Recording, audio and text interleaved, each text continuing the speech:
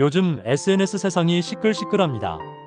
한때 전 세계 사람들을 연결하던 트위터, 이제 이름이 바뀌어 XX가 되었죠.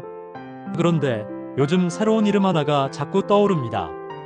블루스카이 BLUESKY. 트위터를 만든 사람이 다시 만든 새로운 SNS라고 하니 관심이 쏠릴 수밖에 없습니다. 자, 오늘은 이 두 플랫폼, X와 블루스카이가 어떻게 다른지, 그리고 앞으로는 누가 주도권을 잡을지, 또 블루스카이를 사야 하나? 라는 질문까지 함께 풀어보겠습니다. 먼저 이 두 플랫폼의 가장 큰 차이는 구조입니다. X는 중앙집중형 플랫폼입니다. 한 회사, 즉 일론 머스크가 운영과 정책을 모두 결정하죠.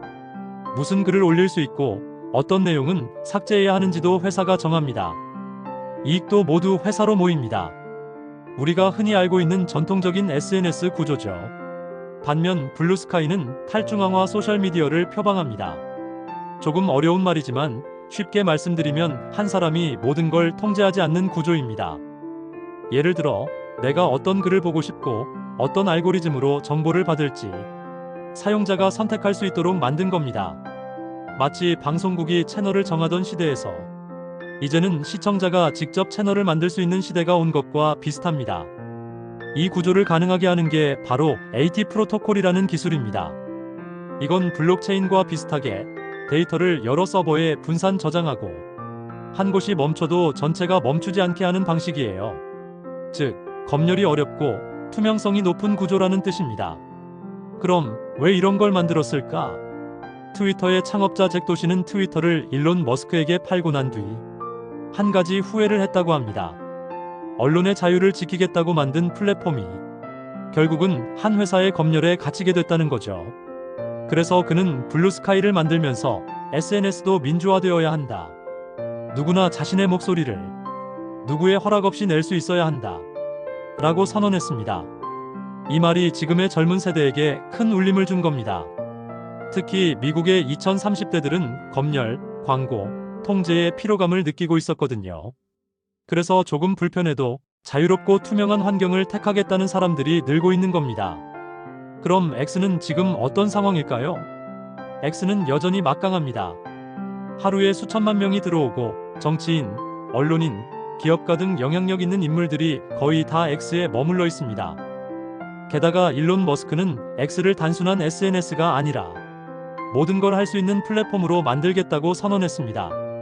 메시지를 보내는 곳에서 결제와 금융까지 X 안에서 송금, 쇼핑, 광고, 콘텐츠 구독이 가능하도록 확장하고 있죠.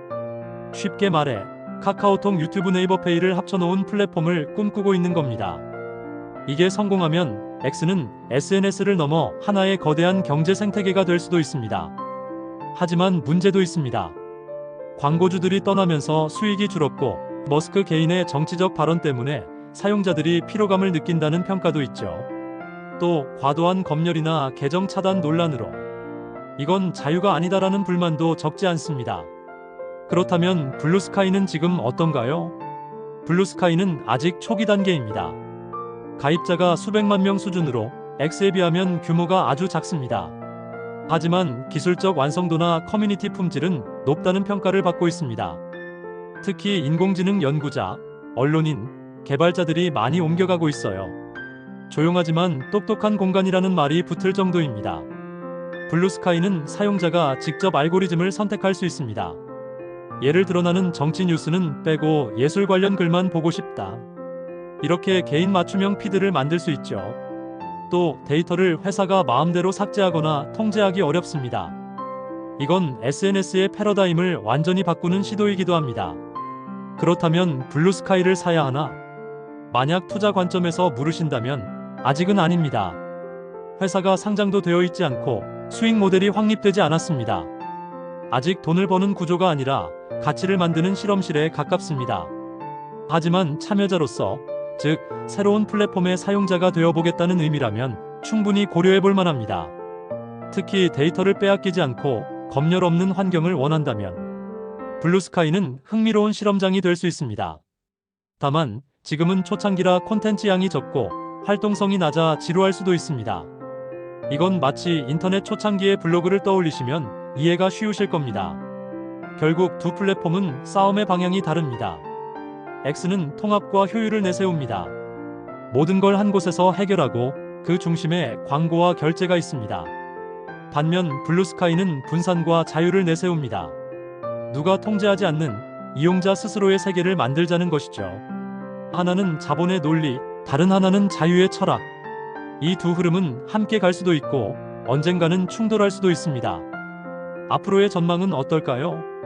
단기적으로는 X가 우위를 유지할 겁니다.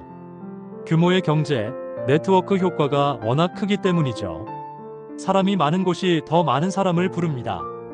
이건 마케팅에서도 경제에서도 진리입니다. 하지만 장기적으로는 블루스카이가 탈중앙화 미디어의 대표 주자가 될 가능성이 있습니다. 특히 정치적 검열, 플랫폼 독점, 광고 피로가 심해질수록 사람들은 더 자유로운 공간으로 이동하려 할 겁니다. 이건 마치 대형마트 시대가 지나고 동네 장터와 직거래 시장이 부활하는 것과 비슷한 흐름입니다. 효율보다 신뢰를 찾는 시대가 오고 있는 거죠. 그럼 강대박이라면 블루스카이를 살까요? 저는 산다보다는 써본다를 택하겠습니다. 아직 이 플랫폼은 검증이 덜 됐지만 기술과 철학이 흥미롭습니다. 돈으로 사는 게 아니라 경험으로 배워보는 겁니다. 새로운 시대의 흐름을 몸으로 느끼는 게 지식으로 배우는 것보다 훨씬 빠릅니다. 블루스카이는 아직 완성되지 않았지만 미래 SNS가 나아갈 방향을 보여주는 청사진임은 분명합니다. 그걸 미리 경험해두는 것, 그게 바로 현명한 투자라고 생각합니다. 정리해보겠습니다. 트위터 X는 거대한 제국입니다. 효율적이고 빠르지만 통제가 강합니다. 블루스카이는 작은 마을입니다. 자유롭지만 아직 불편합니다. 결국 우리는 둘 중 하나를 완전히 버릴 필요는 없습니다. 대중성과 자유, 두 가지를 적절히 섞는 게 현명한 접근입니다. X로 세상의 흐름을 읽고 블루스카이에서 나만의 생각을 자유롭게 펼치는 겁니다. 미래는 한쪽이 다른 쪽을 없애는 싸움이 아닙니다. 다양성이 공존하는 방향으로 가는 겁니다. 그 중심에 자유, 데이터의 주권, 그리고 사용자의 선택권이 있습니다. 이 세 가지를 잊지 않는다면 우리가 어떤 플랫폼을 선택하든 결국 더 좋은 세상을 향해 나아가게 될 겁니다.